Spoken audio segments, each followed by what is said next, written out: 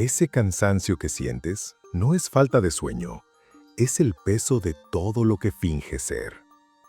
Solemos creer que Peter Pan es simplemente un cuento para niños, pero bajo una mirada analítica se revela como una tragedia sobre la negativa a mirar la propia oscuridad.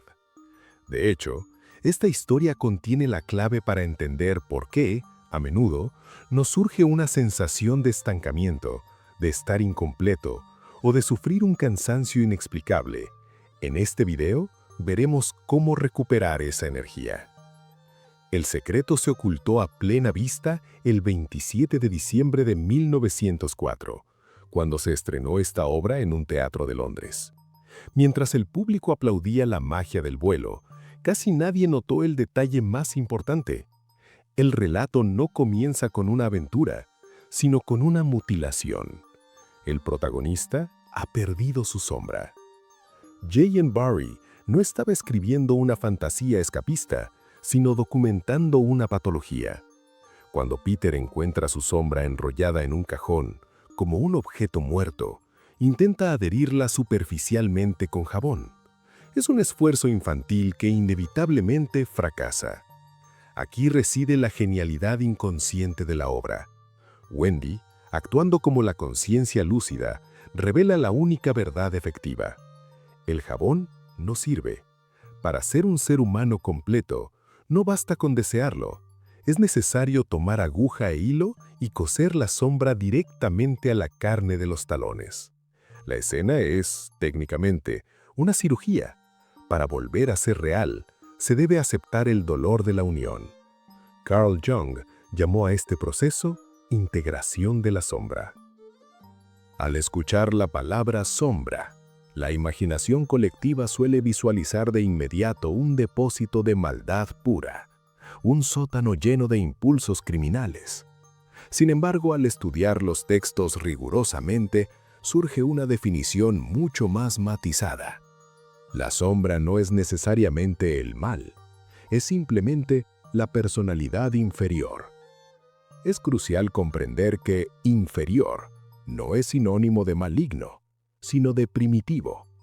Se trata del ser humano antes de su domesticación, una versión anterior a la razón y a las normas sociales. Podríamos pensar que ocultar esta faceta arcaica es un acto de civilización necesario, pero el verdadero drama reside en un error de cálculo. En ese archivo oculto no solo hay oscuridad. Jung afirma explícitamente que la sombra contiene también los instintos normales, la percepción fiel de la realidad y los impulsos creativos. Por lo tanto, al cortar la conexión con ella, no eliminamos el mal. Simplemente se produce un ser incompleto y estéril. El resultado es que nos convertimos en un fantasma moral. Inofensivos, sí, pero también impotentes. Ahora bien, la psicología académica tiende a tratar la sombra como un archivo pasivo de recuerdos. Aquí es donde la visión de Jung se vuelve inquietante, acercando la ciencia a la demonología. Tras su propia confrontación con el inconsciente, concluyó que los complejos no son pasivos, son entidades autónomas. Tienen voluntad, tienen voz y, lo más importante, tienen hambre. Esta autonomía encuentra un eco exacto en la mística hebrea. Donde la psicología ve complejos, la cábala habla de los qliphoth o cáscaras. En este sistema, el mal no es una fuerza opuesta a la luz, sino una virtud desequilibrada. Cuando la severidad se desconecta de la misericordia, no desaparece, sino que se cristaliza en crueldad. Del mismo modo, el gnosticismo describía a los arcontes, gobernantes invisibles que no buscan destruir al hombre, sino mantenerlo dormido para alimentarse de su luz. Esta analogía es exactamente la misma en la psique. Cuando reprimimos una emoción, no la matamos, la obligamos a bajar a la oscuridad. Y allí, privada de la luz de la conciencia, esa energía muta. Al igual que una bacteria aprende a vivir sin oxígeno, el complejo reprimido se vuelve anaeróbico y desarrolla una personalidad secundaria que espera pacientemente un momento de debilidad, fatiga o trauma para secuestrar el sistema. Cuanto más pura intenta ser la superficie, más densa y hambrienta se vuelve la entidad en el fondo. Para complicar aún más el escenario, a menudo esta carga ni siquiera es propia. Jung observó que nada influye más en un niño que la vida no vivida de sus padres. Esos gérmenes psíquicos que los antepasados reprimieron por vergüenza fueron inoculados en la atmósfera familiar, obligando a las nuevas generaciones a cargar y actuar lo que otros mantuvieron en secreto. Todo este mecanismo invisible tiene un precio que se paga en la moneda más valiosa del organismo: la vitalidad. Mantener a estas entidades bajo el agua requiere un gasto de energía monumental. Esta es la razón profunda de la fatiga crónica y la apatía que caracterizan la vida moderna. No se trata de una enfermedad, sino de un agastamiento provocado por el esfuerzo titánico de sostener una máscara que simplemente pesa demasiado. Una vez comprendida la existencia de la sombra y su costo biológico, surge una interrogante crítica. ¿Qué sucede cuando la presión en el sótano amenaza con colapsar nuestro sistema nervioso? La psique, ante la imposibilidad de contener tanta toxicidad interna, activa una válvula de escape de emergencia. Este fenómeno es lo que Carl Jung define como proyección. A menudo operamos bajo una ilusión de control, creyendo que juzgar a los demás, señalar sus defectos o demonizarlos es un acto voluntario y racional. Sin embargo, Jung desmantela esta arrogancia al remarcar que la proyección nunca es activa. Uno no hace la proyección, uno se encuentra con ella. Es un proceso tan automático e involuntario como cerrar los ojos ante un destello de luz. Sucede a espaldas de la conciencia.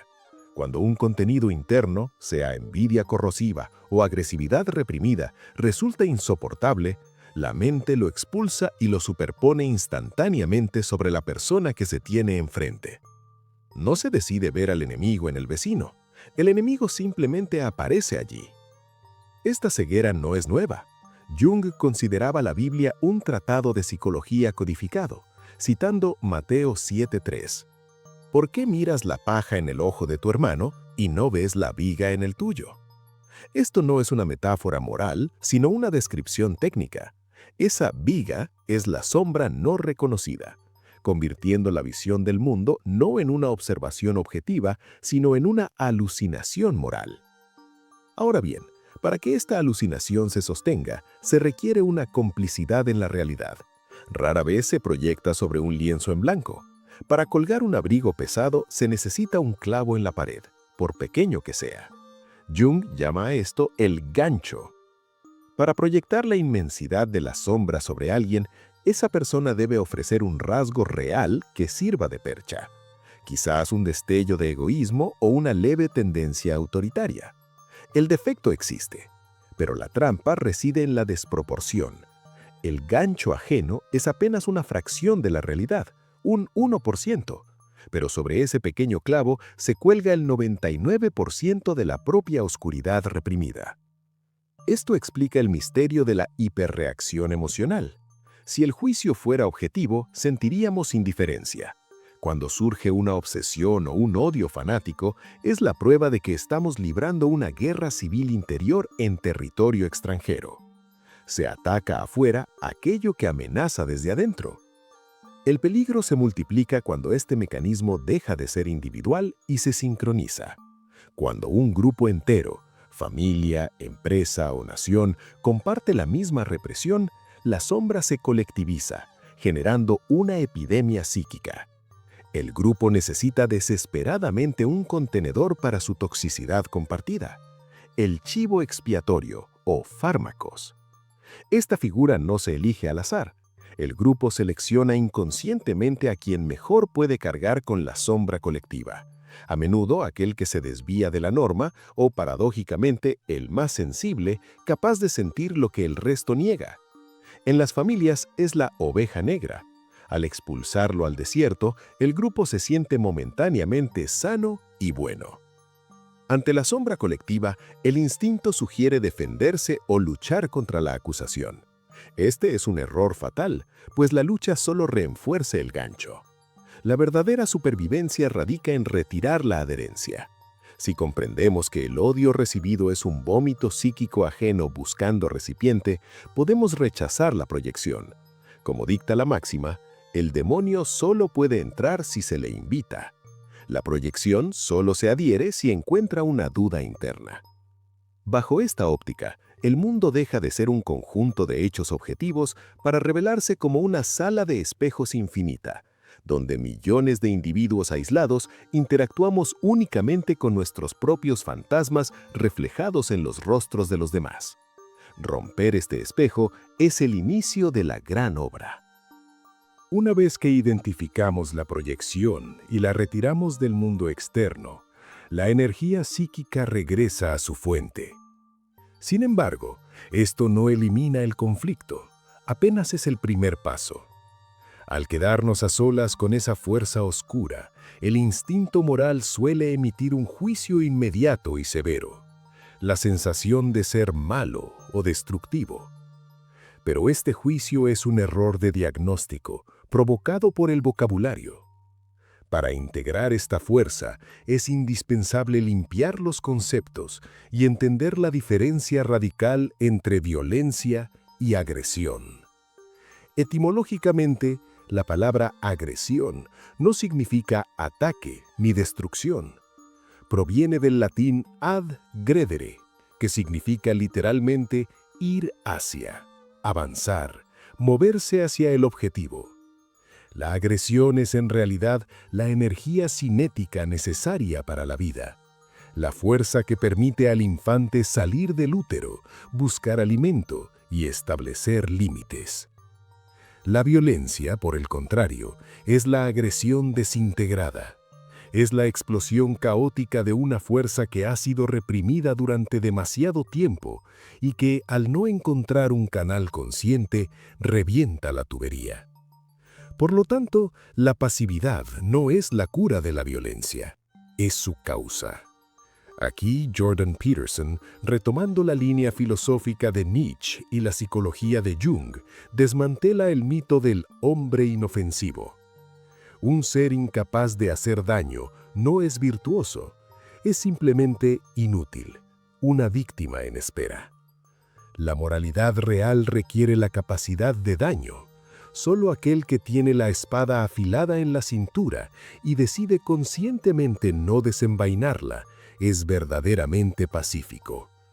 Quien no tiene espada o quien teme tocarla no es pacífico, es inofensivo. En la práctica, las personas hiperadaptadas o demasiado buenas no sufren por falta de fuerza, sino por agotamiento. Utilizan toda su energía no para vivir, sino para sujetar la puerta del sótano donde ruge su propia bestia. Llegados a este punto, surge una pregunta inevitable. Si reprimir requiere energía, ¿dónde se almacena esa fuerza? ¿A dónde va la rabia que no se grita? Recordemos la ley física.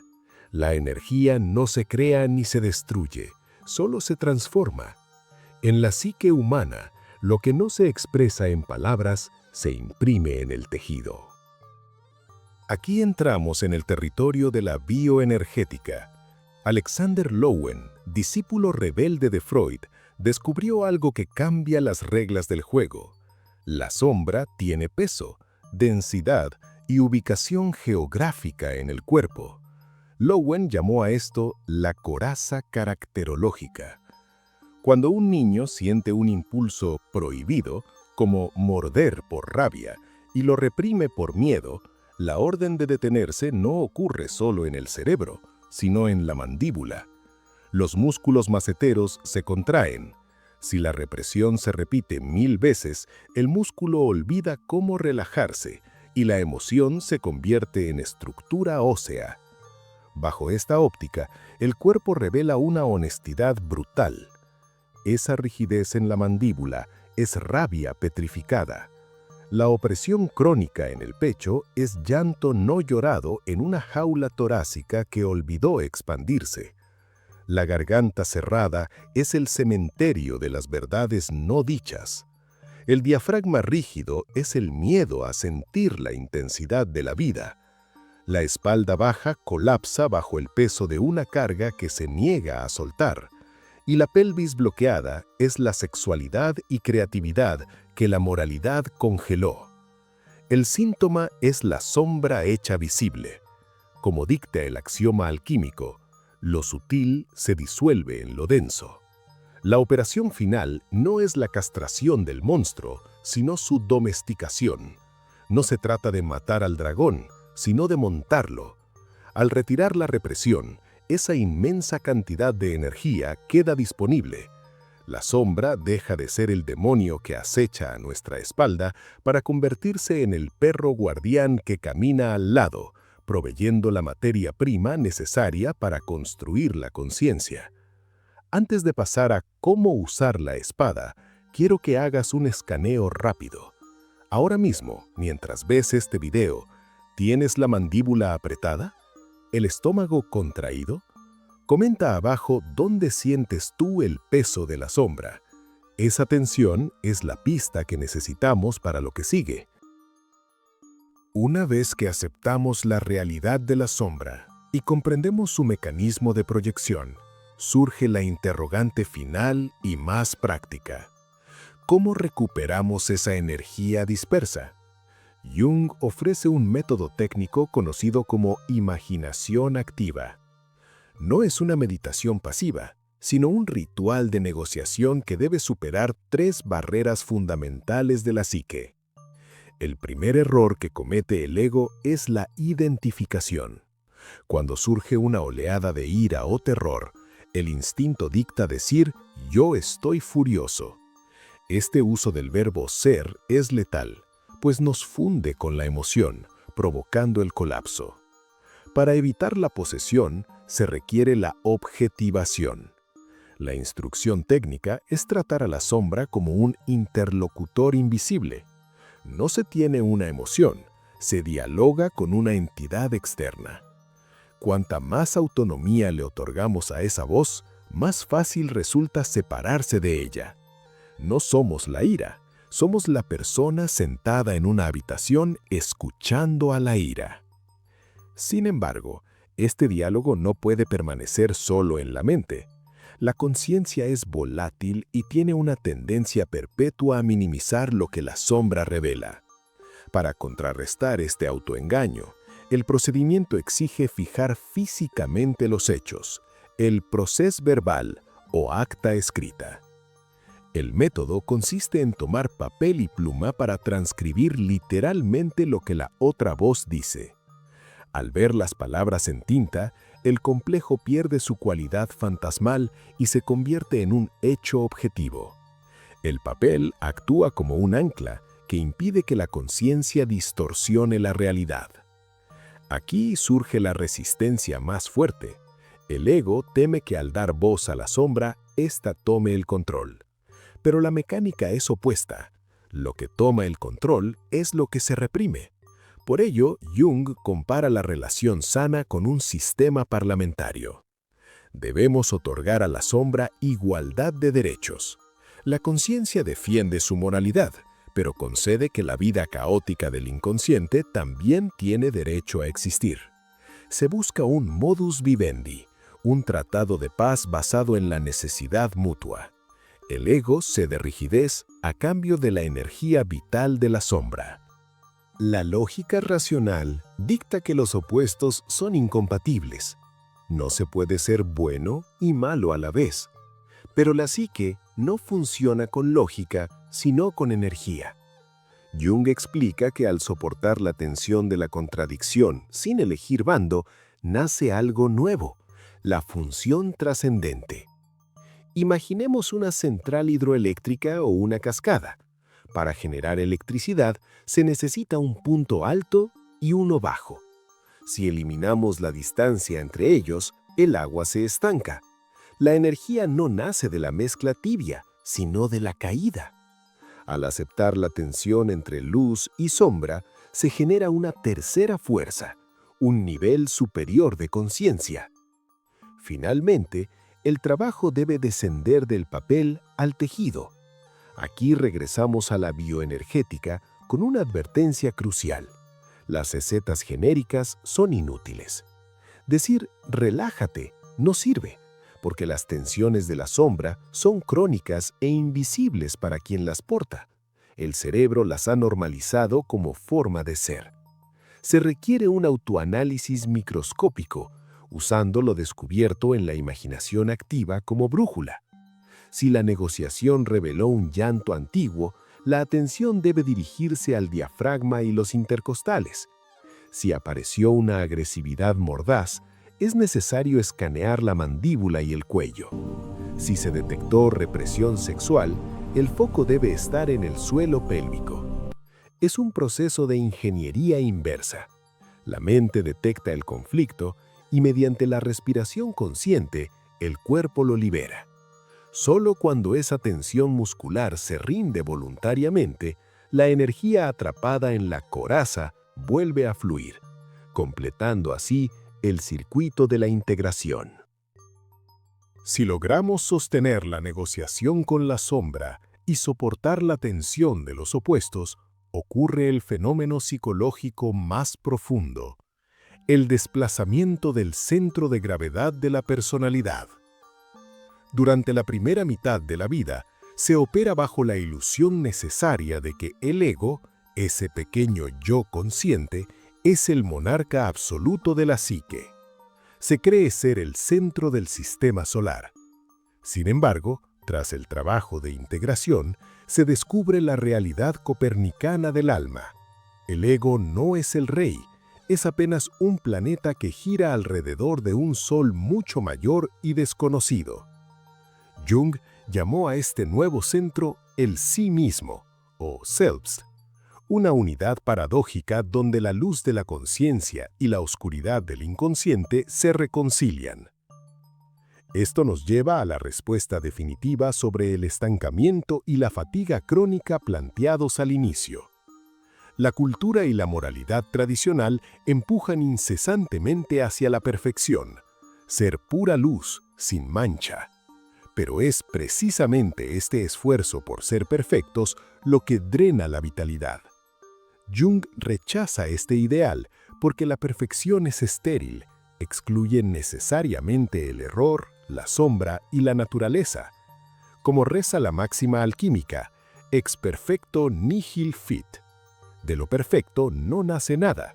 Lo perfecto está acabado, no tiene futuro. Por lo tanto, la cura para la pérdida del alma no es la santidad inmaculada, sino la completud, wholeness. La totalidad no es perfecta, sino completa. Ser completo significa tolerar la propia imperfección, sabiendo que esa mancha, esa sombra integrada, cosida a los talones, es lo que otorga realidad, peso y sustancia a la existencia. Solo al abandonar la fantasía de la perfección, recuperamos la energía que antes gastábamos en fingir. Como concluye Jung, no seáis perfectos, pero intentad por todos los medios ser completos. El conocimiento solo se completa cuando se comparte y se valora. Si este análisis te ha entregado una nueva herramienta o perspectiva, considera equilibrar la balanza suscribiéndote y valorando el contenido. Es un gesto pequeño que sostiene el gran esfuerzo de mantener viva esta investigación. Gracias de corazón por acompañarme en este viaje al fondo de los símbolos. Les deseo días llenos de significado. Y como siempre, recuerden que los mensajes están en todas partes. El que tenga ojos para ver, que vea. Un abrazo gigante a toda la comunidad de esta biblioteca. Hasta nuestro próximo encuentro.